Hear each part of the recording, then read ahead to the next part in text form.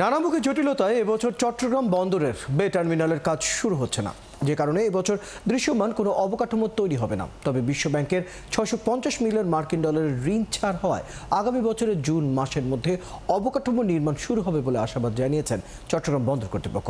আগামী 8 মাস ধরে চলবে এই প্রকল্পের ফাইল ওয়ার্ক, এরপরেই শুরু হবে গ্রাউন্ড ওয়ার্ক। সাইফুল ইসলাম শিল্প প্রতিবেদনে বিস্তারিত। চট্টগ্রাম বন্দরের সক্ষমতা দীর্ঘদিন ধরে সীমাবদ্ধ। ক্রমবর্ধমান আমদানি রপ্তানি চাহিদা সামাল দিতে নতুন অবকাঠামো নির্মাণের দাবি উঠছিল বহু বছর ধরে। গত এক দশকের বেশি সময় বঙ্গোপসাগরের পতেঙ্গা উপকূলে একটি আধুনিক বন্দর এবং আউটার রিং রোড নির্মাণের পরিকল্পনায় বে টার্মিনাল প্রকল্পের কাজ শুরু করে সরকার।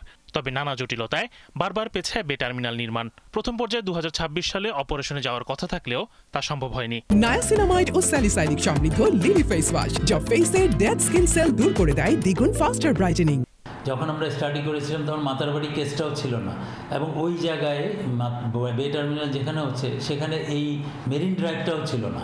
তার মানে একটা স্থাপনা যখন আপনি করবেন তখন অন্য ফিচারগুলো যদি 5-7 বছরে বিলম্বিত হলে চেঞ্জ হয়ে যাবে, তখন আপনাকে ওটাকে অ্যাড্রেস করতে হবে।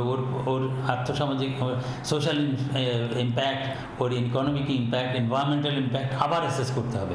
প্রকল্পের মূল কাজ শুরুর আগে ডিটেইল ডিজাইন, আর্থিক ছাড়, আন্তর্জাতিক পরামর্শক নিয়োগ সহ একাধিক ধাপ সম্পন্ন হওয়া জরুরি। বর্তমানে ডিটেইল ডিজাইন প্রক্রিয়া চূড়ান্ত না হওয়ায় এবং নানামুখী প্রশাসনিক জটিলতায় মাঠ পর্যায়ের কাজ দেরি হচ্ছে। এতে 2025 সালের মধ্যে যে কাজ শুরু করার আশা ছিল তা আর হচ্ছে না। যদিও নেদারল্যান্ড ভিত্তিক প্রতিষ্ঠান MTBS ফাইল ওয়ার্ক শুরু করেছে, ডিটেইল ডিজাইনের কাজ শুরু করেছে জার্মান ভিত্তিক প্রতিষ্ঠান শেলহর্ন। বে টার্মিনাল হলে আমরা এখানে প্রায় 12-13 মিটার ড্রাফটের জাহাজ আনতে পারবো। আর ভবিষ্যতে আমাদের যে গ্রোথ যেটা হচ্ছে আমাদের কার্গো কিংবা কন্টেইনারের, সেই গ্রোথকে আমরা ক্যাটার করার জন্যই আমাদের এই বে টার্মিনাল প্রয়োজন। চট্টগ্রাম বন্দর কর্তৃপক্ষের তথ্য অনুযায়ী 13,525 কোটি টাকার এই প্রকল্পে বিশ্বব্যাংকের সহায়তা হিসাবে থাকবে 9,333 কোটি টাকা, আর বাকি টাকার যোগান দেবে চট্টগ্রাম বন্দর কর্তৃপক্ষ। এর মধ্যে 8,269 কোটি টাকা খরচ হবে ব্রেকওয়াটার নির্মাণে। শুধুই বিশ্বব্যাংকের ঋণের 650 মিলিয়ন মার্কিন ডলার নয়, তার সাথে বিনিয়োগ হিসাবে যুক্ত হবে সিঙ্গাপুর পোর্ট অথরিটি এবং দুবাই ভিত্তিক প্রতিষ্ঠান ডিপি ওয়ার্ল্ডের 1 করে 2 বিলিয়ন মার্কিন ডলার। এছাড়া বন্দরের যে মাল্টিপারপাস জেটি হবে সেখানেও অন্তত আরও 2 বিলিয়ন মার্কিন ডলার বিনিয়োগের আশা করছেন চট্টগ্রাম বন্দর চেয়ারম্যান। ওয়ার্ল্ড ব্যাংকের সাথে 650 মিলিয়ন ডলারের চুক্তি হয়ে গেছে, তো এটা একটা ফরেন ইনভেস্টমেন্ট। ঠিক একইভাবে ওখানে দুইটা টার্মিনাল হবে, একটা হলো PSA সিঙ্গাপুরের সাথে, আর একটা হবে হলো আপনার ডিপি ওয়ার্ল্ডের সাথে।